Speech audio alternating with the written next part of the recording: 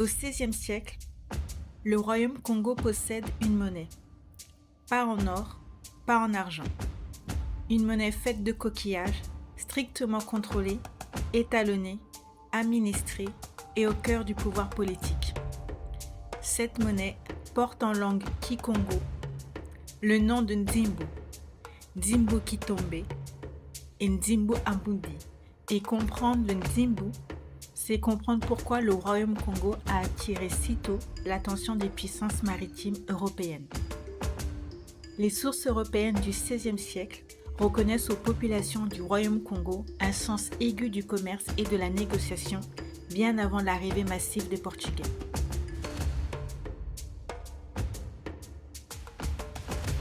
Les Nzimbu, de l'espèce Olivancillaria nana Lamarck, ne sont pas collectés partout.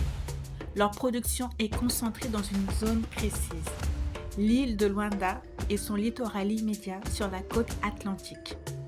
L'île est appelée par les Portugais île de l'argent ou île de la monnaie. Les meilleurs coquillages s'y trouvent. Duarte Pacheco Pereira, dans des observations rédigées aux environs de 1505, mentionnait déjà le fait. Pigafetta y revient dans sa description. Cette île est la mine de la monnaie qu'utilisent le roi de Congo et les peuples des régions environnantes. C'est pourquoi, sur ces plages, des femmes plongeant par des fonds de 2 brasses et plus remplissent des paniers de sable, puis en retirent de petits coquillages. De tels coquillages se trouvent sur tout le littoral du royaume de Congo, mais les meilleurs sont ceux de Luanda. Remarquez que l'or et l'argent et le métal ne sont pas estimés ni utilisés comme monnaie dans ces pays, mais bien les coquillages. Avec ceci, on peut se procurer l'or lui-même et l'argent. La récolte, vérifiée et comptabilisée par des fonctionnaires royaux, s'effectue sous la direction du Mani Luanda, gouverneur de l'île, qui a également la charge de son acheminement vers la capitale. Cette île n'est pas un simple site naturel, c'est une exploitation exclusive des coquillages monnaie et donc une infrastructure monétaire stratégique.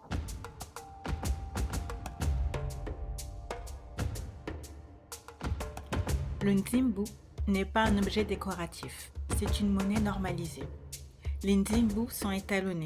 Un tamis calibré permet de trier les petits et les grands qui ont 10 fois leur valeur.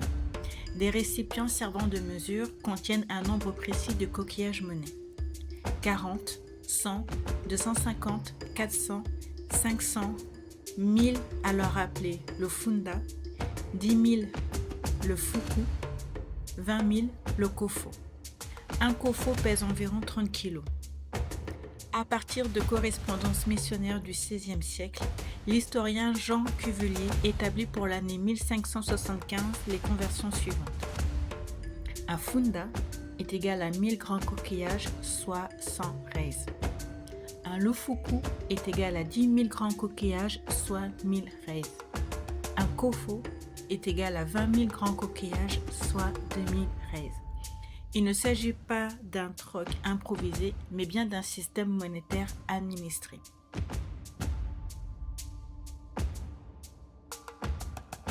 Les Nzimbu assurent les échanges quotidiens, le paiement des tribus, les dépenses de l'État, l'entretien de l'Église, la diplomatie et les dotations.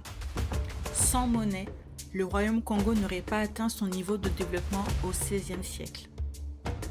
En termes de valeur et pouvoir d'achat, sous le règne d'Alfonso Ier, un kofo aurait valu 50 cruzados, soit 20 000 reis, durant les dernières décennies du XVIe siècle. Ce pouvoir monétaire permet de salarier artisans et clergés, de financer de grands travaux, d'acheter des esclaves. Cette monnaie est interne, mais elle permet d'obtenir or et argent.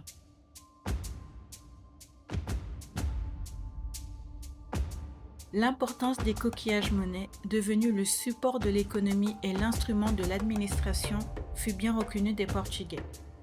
Les Portugais comprennent très tôt une chose essentielle. Contrôler l'île de Luanda, c'est contrôler la monnaie du royaume Congo. Ainsi, au XVIIe siècle, l'île est accaparée, puis restituée sur l'ordre de Jean IV du Portugal, puis annexée définitivement après la bataille d'Ambuila. Ce n'est pas une conquête symbolique, c'est une stratégie économique. Les sources portugaises elles-mêmes recommandent de s'emparer des pêcheries de Nzimbu et de faire du roi du Congo un vassal monétaire. Le Nzimbu devient alors une arme politique.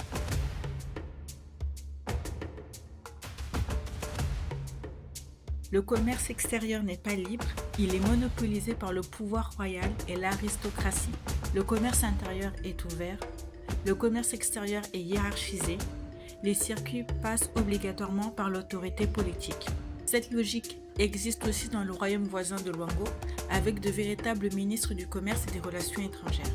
Mais la pression européenne, la concurrence, la traite négrière désorganisent progressivement le système. L'esclave devient la principale richesse exportable. Le contrôle monétaire s'effondre, les règles anciennes ne sont plus respectées.